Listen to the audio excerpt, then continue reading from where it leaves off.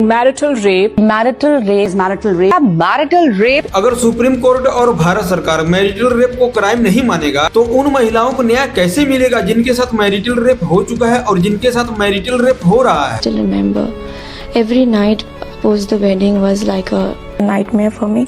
I remember this while saying कि मन करता है अपने शरीर का एक अंग काटना शुरू कर दूं, इतना बुरा लगता है। दुनिया के 150 देशों में मैरिटल रेप को क्राइम माना जाता है और दुनिया के केवल 32 देशों में मैरिटल रेप को क्राइम नहीं माना जाता है, जिनमें से भारत भी एक है। सुप्रीम कोर्ट का मानना यह है कि भारतीय कानून IPC धारा 375 BNS के अंतर्गत अगर लड़की का उम्र 18 साल से ज्यादा है और उसका पति उसके साथ जबरन शारीरिक संबंध बनाता है तो वो रेप और क्राइम के अंतर्गत नहीं आएगा। और इस मुद्दे पर केंद्र सरकार की भी कुछ टिप्पणियां हैं। केंद्र सरकार का मानना यह है कि ऐसे मामलों को साबित करना बहुत मुश्किल होता है क्योंकि ये दो लोगों के जीवन का आपसी मामला होता है। दूसरा चीज केंद्र सरकार ये कहती है कि अगर इस पर कोई कानून बना दिया जाएगा तो पत्नियां इसका गलत इस्तेमाल करने लग जाएंगी। और तीसरी बात केंद्र सरकार ये कहती है पत्नियों की सुरक्षा के लिए डोमेस्टिक वायलेंस एक्ट 498 पहले से ही मौजूद है। 2015 में मुंबई में एक मैरिटल रेप केस आया था जिसमें महिला का नाम था आशा और महिला की उम्र था 42 साल। अब इसमें एक बात ध्यान दीजिएगा आप लोग, इसमें जो महिला का नाम है आशा वो एक काल्पनिक नाम है और जो असली नाम है उसको गोपनीय रखा गया है। ये बता रही थी कि इनका जो हस्बैंड था इनके साथ 10 सालों से जबरन शारीरिक संबंध बना रहा था। तो 2015 में इनका बहुत ज्यादा तबीयत खराब हो जाने की वजह से जब इनको हॉस्पिटल ले जाया गया तो वहां पर जाने के बाद पता चला कि इनके प्राइवेट पार्ट पर और बॉडी पर बहुत सारे जख्मों के निशान थे। तो जब डॉक्टरों ने इनसे पूछा कि ये सब निशान कैसा है तो ये बताने लगी इनका हस्बैंड जो है इनके साथ जबरन शारीरिक संबंध बनाता है और ये जब उसके लिए मना करती थी तो वो लाठी से, डंडे से, यहाँ तक कि बेल्ट से भी मारता था। अब इसके बाद जब ये केस पुलिस थाने में गया तो वहाँ पर ये कहकर इस केस को रफा दफा कर दिया गया। ये तो पति पत्नी के आपसी मामले थे और आज तक उस महिला को न्याय नहीं मिला। जब एक महिला के साथ एक पुरुष जबरन शारीरिक संबंध बनाता है ना तो वो महिला फिजिकली डिस्ट्रॉय तो होती ही है, उसके साथ साथ वो मेंटली और इमोशनली भी डिस्ट्रॉय हो जाती है। और इतनी सी बात कुछ जाहिल पतियों को समझ में नहीं आता। अगर आपको एक अच्छा हस्बैंड बनना है ना तो ये जरूरी नहीं कि आप अपने वाइफ के साथ जबरन शारीरिक संबंध बनाएं। आप अपने वाइफ को रिस्पेक्ट देकर और केयर करके भी एक अच्छा हस्बैंड बन सकते हैं। आप लोग तो सारस देखे ही होंगे जब इन दोनों जोड़ों का आपस में प्यार बढ़ता है, एक दूसरे बहुत ज्यादा प्यार आता है तो ये दोनों साथ में डांस करते हैं और इन दोनों में से किसी एक का डांस करने को मन नहीं करता है तो दूसरा वाला भी डांस नहीं करता है और बाय द वे इन दोनों में से किसी एक का मृत्यु हो जाता है तो दूसरा वाला अपने जोड़े के याद में और उसके प्यार में अपना प्राण त्याग देता है। और इतनी छोटी सी बात इन पक्षियों को पता है लेकिन इंसानों को पता नहीं है। तो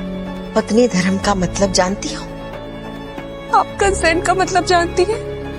हर सेक्सुअल एक्ट से पहले कंसेंट जरूरी है।